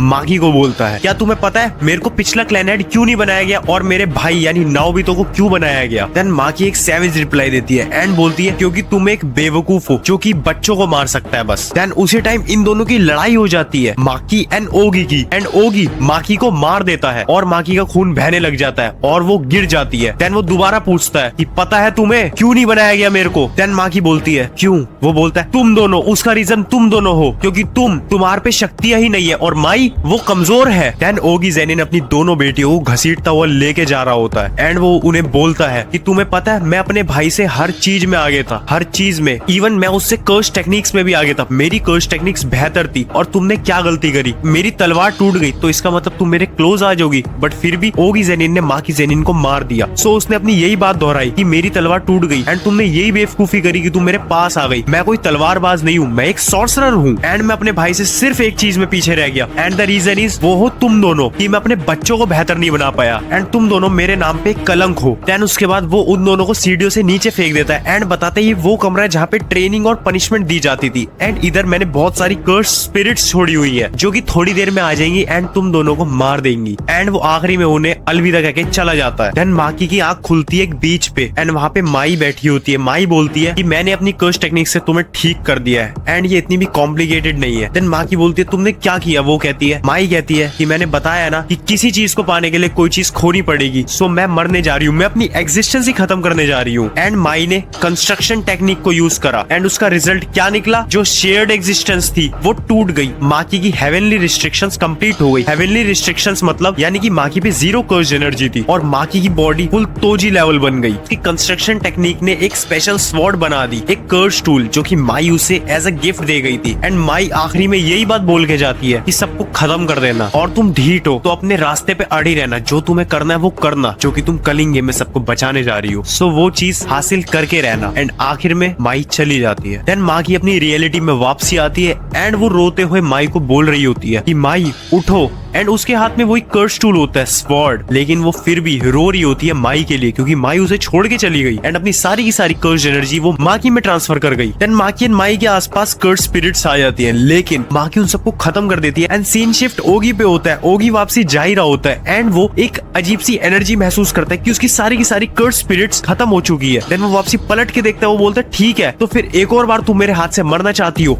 failure. And वो बोलता है ठीक है फिर आ जाओ। जैसे वो आ जाओ बोलता है उतने में माकी उसका सर काट देती है एंड ओगी जेनिन जमीन पे गिर जाता है। देन अपनी बहन से किया हुआ वादा पूरा करने निकल पड़ती है कि पूरी जेनिन क्लैन को खत्म कर देना। देन कुकुरु यूनिट का एक मेंबर बोलता है कि जिनिची माकी जेनिन पागल हो गई है, उसने ओगी जेनिन को खत्म कर दिया है, सो हम उसे रोकने जा रहे हैं। देन कुकुरु यूनिट का एक स्मॉल लीडर वो अपने सारे समुराइज वगैरह को भेज देता है माकी जेनिन को रोकने। कुकुरु यूनिट वो यूनिट है जिन लोगों पे कर्स एनर्जी बिल्कुल नहीं है एंड वो कर्स टेक्निक को यूज करना नहीं जानते हैं, जैसे कि माकी। एंड माकी माकी भी एक टाइम पे कुकुरु यूनिट का हिस्सा थी, जब तक उसने जुजुत्सु हाई ज्वाइन नहीं कर लिया। देन उसी वक्त कुकुरु यूनिट के सारे समुराइज माकी को घेर लेते हैं। देन माकी अपनी बहन से बात कर रही होती है एंड वो मन मन में उसे सॉरी बोल रही होती है कि सॉरी माई। एंड उसे अपनी बहन का वादा याद आता है माई का कि सबको खत्म कर देना। एंड देन वो इन लोगों को मारने निकल पड़ती है एंड वो एक के बाद एक सबको मारती जाती है। एंड ये सीन इतना ब्रूटल होता है कि वो किसी पे भी रहम नहीं खाती। मैक्सिमम बंदों की बॉडी वो दो हिस्सों में अलग कर देती है या बीच में से फाड़ देती है। वो यहाँ पे किसी पे भी तरस नहीं खाती, क्योंकि माकी के लिए वो सारे दुश्मन है जो कि ज़ेनिन क्लैन में है और जिन्होंने माकी एंड माई को बेकार बोला, फेलियर बोला। देन कुकुरु यूनिट का एक स्मॉल लीडर देखता है कि ही ग्रुप के बंदे आ गए हैं। ही ग्रुप के 3 मेंबर्स होते हैं एंड तीनों अव्वल दर्जे के होते हैं according to jujutsu standards. And even वो ज़ेनिन क्लैन के सबसे स्ट्रॉन्गेस्ट सॉर्सरर्स होते हैं। एंड यहाँ पे चोजूरो ज़ेनिन अपनी टेक्निक यूज करके माकी को बहुत बड़ा हिट देता है, लेकिन उसके बाद भी माकी बच जाती है एंड वो नोबाकी ज़ेनिन से लड़ने चली जाती है। नोबाकी ज़ेनिन इस बात को देख के हैरान होता है कि चोजूरो की हिट के बाद भी ये जिंदा कैसे बच गई एंड ये मूव कैसे कर पा रही है। एंड नोबाकी ज़ेनिन ही ग्रुप का मेंबर है। माकी ज़ेनिन इतनी पावरफुल हो जाती है कि वो नोबाकी ज़ेनिन की कर्ज एनर्जी को तोड़ के उसका दिल निकाल लेती है एंड उसे खत्म कर देती है, यानी कि ही ग्रुप का पहला मेंबर खत्म। Then at a time Nobaki Zenin को मारने के बाद ही चोजूरो ज़ेनिन माकी पे अटैक करता है एंड वो हैरान हो जाता है कि ये माकी ही है इतनी स्ट्रॉन्ग। देन जब वो सोच ही रहा होता है उतने में माकी उसका भी दिल निकाल लेती है। देन यहाँ पे एंट्री होती है रंता ज़ेनिन की एंड रंता ज़ेनिन माकी को कंट्रोल कर रहा होता है, जस्ट लाइक वो उसे एक तरीके से डिफेंड कर रहा होता है अपनी पावर से, लेकिन वो ऐसा बहुत देर तक नहीं कर पाता। एंड वो जिनिची ज़ेनिन को बोलता है कि जिनिची उसे जल्दी मारो, तुम किस बात के लिए हेजिटेट हो रहे हो, तुम्हें याद है तोजी भी इतना ही पावरफुल था। एंड ज़ेनिन कैन इसलिए बच गया क्योंकि तोजी ने चाहा था कि मैं इनमें से किसी को ना मारूं, लेकिन आज उसी लेवल पे माकी ज़ेनिन है एंड माकी ने सोच लिया है कि वो हमें मार देगी, सो हेजिटेट मत हो और उसे खत्म कर दो। एंड जैसे ही जिनिची माकी को मारने के लिए जाता है, जिनिची अपनी सबसे पावरफुल कर्स टेक्निक का यूज करता है एंड उस टेक्निक से पूरा का पूरा पिलर टूट जाता है, जो कि चोजूरो की टेक्निक होती है जिसकी मदद से वो पिलर खड़ा हुआ था। एंड वो पूरा पिलर टूट जाता है और एंड में रांता ज़ेनिन बोलता है कि तुमने कर दिखाया जिनिची। बट वो सामने से देखता है कि माकी ज़ेनिन जिनिची की मुंडी अपने हाथ में लेके आ रही होती है, साथ ही साथ रांता ज़ेनिन को भी मार देती है। एंड इधर एंट्री होती है नाओया की। नाओया बोलता है कि तुम इतनी ब्रूटल कैसे हो सकती हो, क्या तुम्हें दिल नहीं है, तुमने इतनी बेरहमी से इन सबको मार दिया। देन माकी बोलती है ओह नहीं, वो मेरे पे नहीं है, वो माई ले गई अपने साथ, जो भी माकी के इमोशंस थे, जो भी माकी की कमजोरियां थी, वो सब माई अपने साथ ले गई। एंड इधर स्टोरी मूव करती है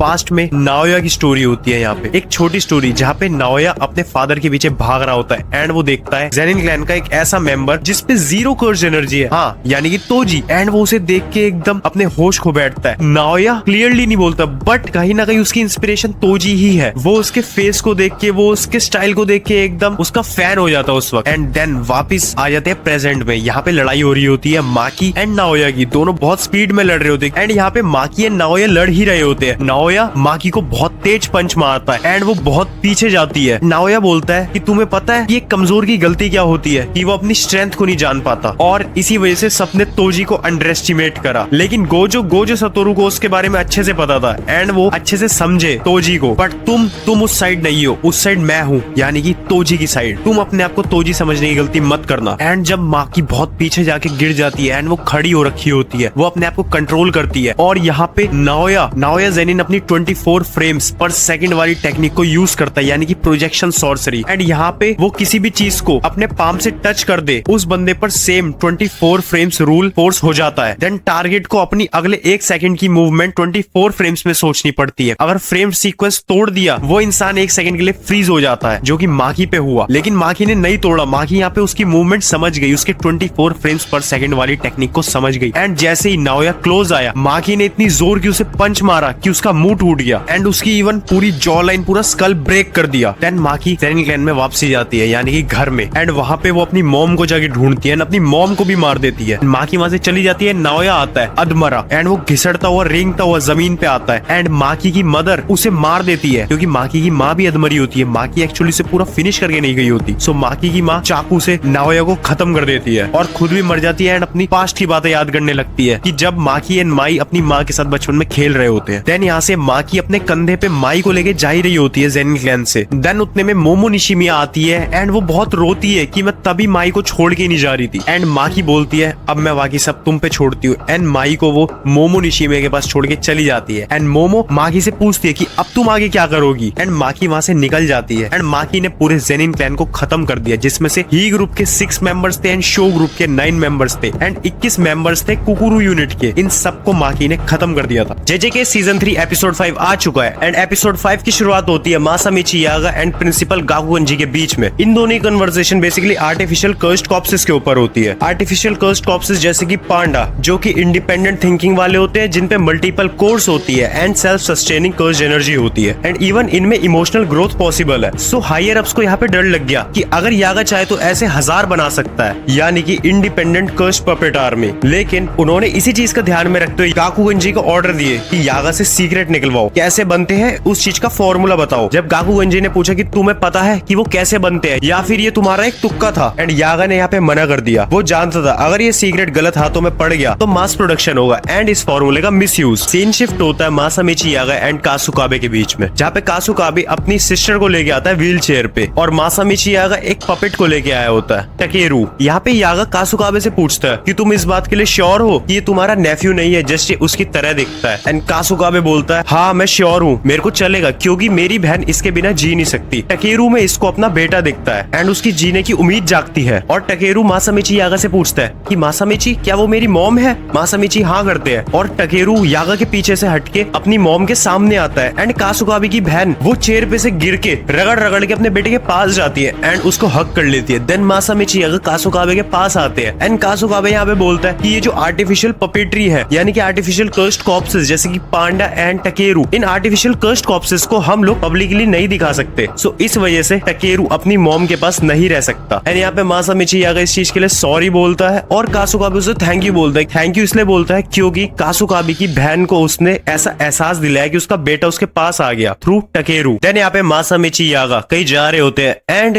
गाकुगंजी का एक स्टूडेंट मासामिची यागा के आगे आ जाता है। बेसिकली ये यागा से इन्फॉर्मेशन निकलवाने आता है और कहता है कि तुम यहाँ से तब तक नहीं जाओगे जब तक तुम ये इन्फॉर्मेशन नहीं दे देते कि तुम आर्टिफिशियल कर्स्ड कॉर्प्सेस कैसे बनाते हो। एंड उसी टाइम एंट्री होती है प्रिंसिपल गाकुगंजी की एंड देन यहाँ पे मासामिची यागा घायल होके पड़े होते हैं और गाकुगंजी पूछते हैं कि हाँ अब बताओ तुम कि तुम्हारा क्या फॉर्मूला है आर्टिफिशियल कर्स्ड कॉर्प्सेस बनाने का। मासामिची यागा यहाँ पे आर्टिफिशियल कर्स्ड कॉर्प्सेस का फॉर्मूला बताते हैं। मासामिची यागा गाकुगंजी से कहते हैं 3 कंपैटिबल सोल्स को एक स्टेबल बॉडी में बैलेंस करो, यानी कि multiple soul cores, emotional stabilisation and independent existence. यही फॉर्मूला था एक आर्टिफिशियल कर्स्ड कॉर्प्स बनाने का। देन उसी वक्त गाकुगंजी बोलते हैं कि तुमने ये चीज मेरे को पहले क्यों नहीं बताई, इस वक्त क्यों बता रहे हो। देन मासामिची यागा यहाँ पे एक और बात रिवील करते हैं कि ये एक श्राप था जो कि अब मेरे से तुम तक पहुंच गया। उसी वक्त एंट्री होती है पांडा की। पांडा यहाँ पे भागते हुए आता है एंड गाकुगंजी को लगता है कि पांडा उनसे भिड़ेगा, पांडा उनसे लड़ेगा, बट नहीं, यहाँ पे पांडा भागते हुए जाता है मासामिची यागा के पास और गाकुगंजी उससे पूछते हैं कि तुम मेरे से लड़ना नहीं चाहते, तुम मेरे से नफरत नहीं करते हो। पांडा बोलता है नहीं, मैं इन चीजों के बीच में नहीं पड़ना चाहता, ये तुम्हारी और यागा के बीच की बात है। देन इंट्रो के बाद के सीन में होता है टेंजन यहाँ पे इन सबको बता रहे होते किंजी हगारी का एड्रेस, कि किंजी हगारी गैम्बलिंग मैचेस को ऑपरेट करता है एक multi storey car park side में। इन गैम्बलिंग मैचेस में बेसिकली सॉर्सरर्स की लड़ाई करवाई जाती है एंड उन पर सट्टा लगाया जाता है और जो स्पेक्टेटर्स होते हैं वो बेसिकली नॉन सॉर्सरर्स होते हैं। टेंजन यहाँ पे आखिरी बात बोलते हैं कि अगर वो लोग सॉर्सरर्स को फाइट करते हुए देखते हैं इसका मतलब वो लोग कर्स यूजर्स होंगे, सो बी केयरफुल। देन यहाँ पे मैगमी और यूची जाते हैं वही ओल्ड स्टोरी बिल्डिंग के पास जहाँ पे किंजी हगारी गैम्बलिंग ऑपरेट कर रहा है एंड यहाँ पे ये लोग कपड़े चेंज कर लेते हैं ताकि किंजी हगारी को शक ना हो कि ये लोग जुजुत्सु हाई की तरफ से आए हैं, क्योंकि किंजी हगारी के लिए जुजुत्सु हाई वाले एक तरीके से पुलिस है, किंजी हगारी चोर है। देन यूजी बोलता है कि वो ऐसा है भी कि हमारी हेल्प करेगा। देन मैगमी बोलता है कि सारे के सारे सीनियर्स बोलते थे कि वो एक बेकार है, लेकिन ओकोत्सु ने अगर बोला है कि वो ताकतवर है तो वो ऑफ कोर्स हमारी हेल्प करेगा एंड हमारे लिए फायदेमंद रहेगा, कि अगर उसने हमारी टीम ज्वाइन करी तो वो हम लोगों के लिए फायदेमंद रहेगा। देन यूजी एंड मैगमी एंटर करते हैं उसी बिल्डिंग में जहाँ पे किंजी हगारी गैम्बलिंग ऑपरेट करता है एंड वहाँ पे जो गार्ड्स होते हैं उनमें से एक बोलता है कि यहाँ से वापसी चले जाओ। मैगमी बोलता है नहीं, हमें पैसे बनाने हैं, हम यहाँ पे गैम्बलिंग मैचेस खेलने आए। देन गार्ड मैगमी के मुंह पे मुक्का मारने वाला होता है एंड 1 इंच पहले अपना पंच रोक लेता है और बोलता है यहाँ का रूल नंबर 1 ये है कि गैम्बलिंग मैचेस मत बोलना, और दूसरी बात ये बताओ तुम्हें किसने भेजा है। देन मैगमी यहाँ पे उस गार्ड से कुछ ना कुछ बात करके मनवा लेता है कि इन लोगों को गैम्बलिंग मैचेस खेल ले। दूसरा गार्ड बॉस से पूछता है कि यहाँ पे 2 लड़के खेल ले एंड वो दूसरी साइड से यस बोल देता है, बट यहाँ पे गार्ड कहता है कि बॉस ने हाँ तो बोल दिए लेकिन उस वाले लड़के को यानी कि यूजी इतादोरी को, एंड आज शाम के मैच में हम यूजी को लेना पसंद करेंगे, बॉस ने कहा है कि तुम बेट लगाने लायक नहीं हो। देन ये डील होने के बाद मैगमी और यूजी वहां से चले जाते हैं और अपना प्लान बनाते हैं कि अंदर से इन्वेस्टिगेट कैसे करेंगे जब यूजी मैच खेल रहा होगा। यहाँ पे मैगमी प्लान बनाता है और बोलता है कि जब तुम मैच लड़ रहे होगे तुम अंदर की जानकारी इकट्ठी करना और मैं बाहर कार पार्किंग साइट में घूमूंगा एंड वहां की इन्फॉर्मेशन निकालूंगा, और वो लोग इतने भोले तो है नहीं कि मेरे को ऐसे खुलेआम घूमने देंगे, सो वो लोग मेरे पे निगरानी रखेंगे और हम लोगों को कोशिश करनी है कि हम लोग अपनी आइडेंटिटी छुपा के रखें, क्योंकि अगर एक बार हमने आइडेंटिटी अपनी लूज कर दी कि हम जुजुत्सु हाई से, तो किंजी अगारी भाग जाएगा और आइंदा कभी उससे हमें बात करने का मौका नहीं मिलेगा। एंड मैगमी और इलेबोरेट करता है, कहता है कि आज रात बहुत जल्दी हो जाएगा कि हम लोग मैच में उतरे एंड अंदर की इन्फॉर्मेशन निकाले, लेकिन हमें एक करना ही पड़ेगा क्योंकि सुमिकी की डेडलाइन करीब है कि वो कलिंग गेम में हिस्सा लेगी, क्योंकि हमारे में बहुत कम टाइम बचा है कि हम सुमिकी को बचा पाए कलिंग गेम में एंटर होने से। सो हमारे में बेसिकली 9 दिन है एंड ये बहुत कम है। हमने सोचा नहीं था कि इतना टाइम लग जाएगा किंजी अगारी से बात करने में। और यहाँ सीन शिफ्ट होता है बिल्डिंग के अंदर, जहाँ पे यूजी को वो बॉडीगार्ड लेके जा रहा होता है एरिना की तरफ, जहाँ पे फाइट करेगा यूजी अपने एक ओपोनेंट से। और वो उसे 2 रूल समझाता है कि पहला भागना मत, दूसरा तुम अपनी कर्ज एनर्जी बिल्कुल यूज मत करना, क्योंकि वो कर्ज एनर्जी जो स्पेक्टेटर्स होंगे उन लोगों के लिए वो जस्ट एक इनविजिबल होगी एंड वो उन लोगों को हाइप नहीं करेगी। देन बॉडीगार्ड यूजी को लेके जाता है एरिना की तरफ और सामने ओपोनेंट होता है पांडा। एंड जब इन दोनों की फाइट चालू होती है, ये बेसिकली एक्टिंग कर रहे होते हैं फाइट करने की, ये एक्चुअल में फाइट नहीं कर रहे होते। और यूजी पांडा से पूछता है कि पांडा आपने किंजी अगारी का पता लगाया, आप यहाँ पे इतने दिनों से थे। और यहाँ पे पांडा एक और बात बताता है कि यहाँ पे एक और 3rd ईयर स्टूडेंट है जिसकी टेक्निक किंजी अगारी तक पहुंचने से रोकती है। एंड पांडा यहाँ पे यूजी से पूछते हैं कि तुम जुजुत्सु हाई से छुप रहे हो ना, क्योंकि जुजुत्सु हाई ने यूजी को मारने के ऑर्डर्स दिए हुए हैं। एंड यूजी बोलता है हाँ। और पांडा उससे पूछते हैं कि तुम्हें पता है ना तुम्हें आगे क्या करना है। यूजी बोलता है हाँ। एंड इनकी फाइट की एक्टिंग के वक्त ये दोनों एक दूसरे को ऐसे मारते हैं जैसे सच में मार रहे हो। और यहाँ पे यूजी पांडा को बहुत जोर की पंच मारता है, लेकिन नकली में। और यहाँ पे यूजी मैच जीत जाता है। एंड यूजी के मैच जीतने के बाद ही किंजी अगारी एक बॉडीगार्ड को कॉल में बोलता है कि उस लड़के को मैच के बाद मेरे पास लेके आना। देन वो बॉडीगार्ड पूछता है कि अच्छा ठीक है, मैं यूजी इतादोरी को तो ले आऊंगा, लेकिन उस दूसरे लड़के का क्या करे। किंजी अगारी बोलता है कि उस पर नजर रखो, मेरे को उस पर अभी भी शक है और मैं किरारा को भी सिक्योरिटी के पास भेज रहा हूँ अभी। एंड किरारा ही वही लड़की है जो 3rd ईयर की है, जिसपे ऐसी टेक्निक्स है जो कि किंजी अगारी के पास किसी भी ओपोनेंट को जाने से रोकती है। देन सीन शिफ्ट होता है मैगमी और पांडा के बीच। यहाँ पे मैगमी बोलता है कि पांडा आप इतने दिन से यहाँ पे थे, लेकिन आप अभी तक किंजी अगारी तक पहुंच नहीं पाए। पांडा बोलता है नहीं मैं नहीं पहुंच पाया, क्योंकि उसकी वजह है किरारा, जो कि एक 3rd ईयर स्टूडेंट है एंड उसकी टेक्निक ऐसे काम करती है कि लाइक तुम उस मॉनिटरिंग रूम के पास जा भी रहे हो, लेकिन तुम्हें लगेगा तुम दूर जा रहे हो। ये एक अलग सेंसेशन होती है एंड मॉनिटरिंग रूम में ही किंजी अगारी होता है। सो किरारा बेसिकली हमें उस मॉनिटरिंग रूम से दूर भेजती है, चाहे हम उसके जितने पास जाए। देन यहाँ पे मैगमी और पांडा प्लान बनाते हैं। पांडा को सब याद होता है एंड वो मैगमी को बताता है कि कौन सा गार्ड कौन से फ्लोर पे, मॉनिटरिंग रूम कहाँ पे है, किरारा कहाँ पे होगी। और वो लोग निकल पड़ते हैं इस प्लान पे कि वो लोग सारे गार्ड्स को बेहोश कर देंगे और मॉनिटरिंग रूम तक पहुंचेंगे जहाँ पे होगा किंजी अगारी। देन सीन शिफ्ट होता है जहाँ पे किरारा और यूजी मॉनिटरिंग रूम की तरफ जा रहे होते हैं जहाँ पे होता है किंजी अगारी। एंड ये दोनों आपस में बात करते हुए जाते हैं। यहाँ पे किरारा किंजी अगारी के पास्ट के बारे में बताते हैं कि उसे जुजुत्सु हाई से फायर्ड अप कर दिया गया था, ब्ला ब्ला ब्ला। एंड ये दोनों पहुंचते हैं मॉनिटरिंग रूम में एंड किरारा वहां से वापस चली जाती है और यूजी एंटर करता है मॉनिटरिंग रूम में, जहाँ पे वो मिलता है किंजी अगारी से। देन रूम में एंटर करते हैं किंजी अगारी बोलता है कि यूजी अगर तुम्हें कोई बोले कि तुम 1 घंटा काम करो और तुम महीने के 10,000 येन कमाओ तो तुम वो काम करोगे। यूजी बोलता है कि ये तो डिपेंड करता है कि वो काम कौन सा है। देन किंजी अगारी बोलता है लेकिन उस चीज को सीखने के लिए तुम्हें 1 घंटे काम करके 10,000 येन बनाने के लिए तुम्हें एक बुक खरीदनी पड़ेगी जो कि होगी 20,000 येन की। देन यूजी बोलता है कि ये तो बेकार की चीज है, मैं उस बुक को क्यों खरीदूंगा। किंजी अगारी बोलता है यस ऑब्वियसली ये एक स्कैम है एंड इस स्कैम में बहुत से लोग फंस जाते हैं और वो उस 20,000 की बुक को खरीद लेते हैं ये सोच के कि हम 10,000 महीना कैसे कमाए। यूजी बोलता है लेकिन क्यों। किंजी बोलता है बिकॉज ऑफ हीट। हीट एक ऐसी चीज है जो लोगों को लालच में गिरा देती है और उनसे बैड कॉल्स करवा देती है, यानी कि वो लोग गलत कदम उठा लेते हैं। और हीट ही एक ऐसी चीज है जिससे कि लोग लव में भी पड़ते हैं। एंड वो यूजी से सवाल करता है कि तुम मेरे को बताओ कि सबसे ज्यादा जो चीज हीट देती है वो क्या है। यूजी बोलता है गैम्बलिंग। किंजी अगारी बोलता है हाँ तुम सही हो। देन वो बोलता है कि सोसाइटी में कोई ऐसा नहीं होगा जिसे हीट पसंद ना हो, जिसे गैम्बलिंग पसंद ना हो। कुछ लोग हैं जिन्हें गैम्बलिंग पसंद नहीं है, लेकिन उनका रीजन है कि गैम्बलिंग उन्हें बर्बाद कर देता है। सो एक तरीके से वो बर्बादी को हेट करते हैं कि वो कैसे लॉस में चले गए, ना कि वो गैम्बलिंग को हेट करते हैं। और एक बंदा अमीर तभी बन सकता है, वो बड़ा आदमी तभी बन सकता है जब उसे पता हो कि उसे कब रुकना है। सो गैम्बलिंग एक बुरी चीज नहीं है। वो यूजी को ऐसे मैनिपुलेट करता है और वो कहता है मैं एक दिन इस पूरी कंट्री की हीट कंट्रोल करूंगा अपने फाइट क्लब के थ्रू एंड मैं अपना फाइट क्लब एक्सपेंड करूंगा पूरी कंट्री में इंक्लूडिंग यू। एंड यहाँ पे किंजी अगारी का फोन बजने लग जाता है और वो फोन होता है किरारा का। एंड ये दोनों एकदम शांत हो जाते हैं और दोनों के बीच में ऑकवर्ड हो जाता है। लेकिन यहाँ पे किंजी अगारी उठता है और यूजी से पूछता है कि तुम कोई ड्रिंक लेना पसंद करोगे। यूजी बोलता है हाँ अगर वो अल्कोहल ना हो तो। क्यों